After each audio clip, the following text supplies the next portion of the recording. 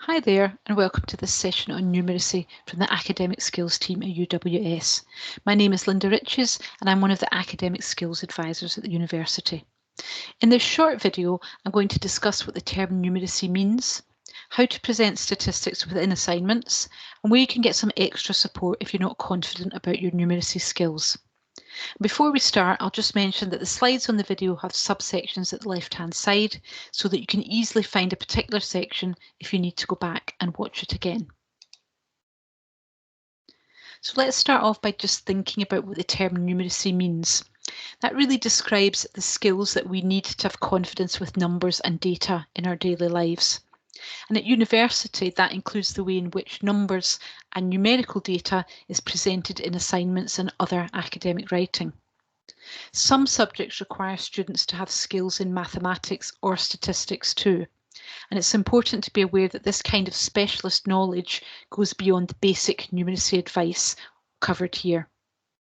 If you do have questions about subject-specific mathematics or statistics, please speak to your subject tutor, who should be able to point you towards sources of support. So there may be times when you need to include numerical information within your work. So that might include figures and other statistics from secondary sources. It might be the results of experiments or data that you've collected. And there's really three main ways of presenting that information in assignments. So you could put it into the main body of the text, you could present it separately as a table, or you could present it as a graph or a chart. And the most suitable method is going to depend on the amount of information you've got and how complex it is. However, there is some general guidance on how to show figures and statistics within assignments. So where you've only got one or two values, the most effective way to present the information is usually in the main body of the text. So for example, 9% of male students said they regularly ate breakfast compared to 62% of female students. So quite a simple statistic, and you can write that within the assignment quite easily. If you've got three or more numbers, consider using a list to incorporate within the text. So in that example on the screen, 53% of male students said that they always ate breakfast, 33% said that they usually did, and 14% said that they never ate breakfast. So you're presenting that list, but you don't have lots and lots of information, so you can present that as quite a neat paragraph. Do note there that if you're starting a sentence using a number, write out that number in words, as in the example above.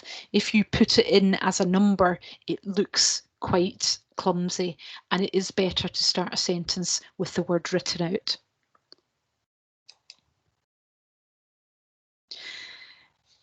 If you are going to present more information, you've got quite a lot of information to present, you might want to consider using a table, a graph, or a chart.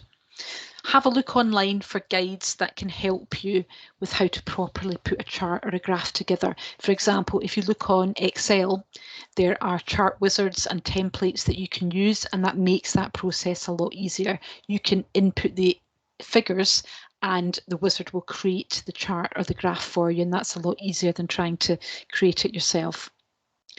So when you incorporate that table, chart, graph into your work, you must make sure that you include a caption underneath that has information about what the chart or graph is, so a title that is meaningful, and also that you use a figure number, so figure 1, figure 2. Any figures that you include in the work must be referred to in the text. So if I'm talking about a chart, I would say see figure 1.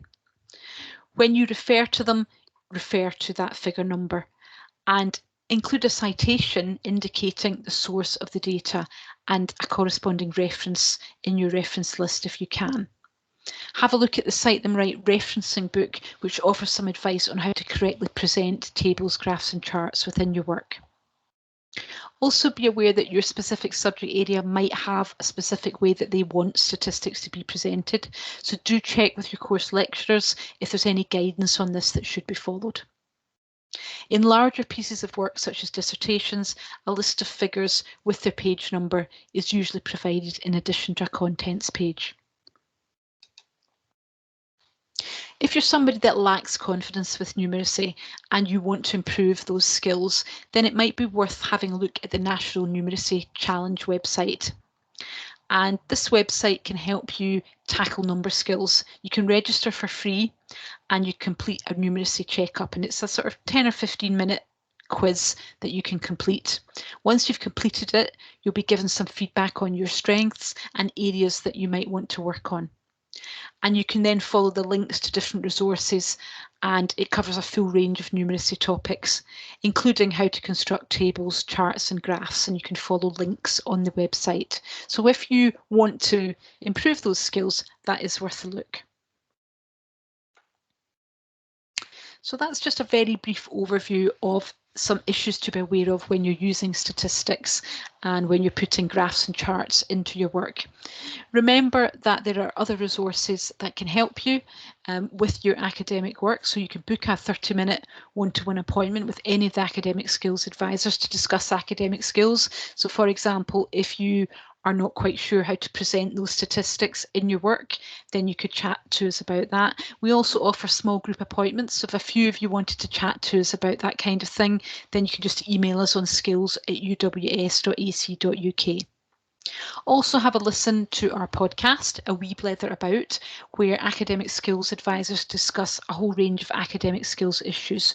And we try to keep those podcasts to around 20 minutes so that you can listen to them while you're out and about, while you're doing something else. And don't forget that our Careers and Skills web pages have lots of information on academic skills too. I hope you found this helpful, and thanks for listening.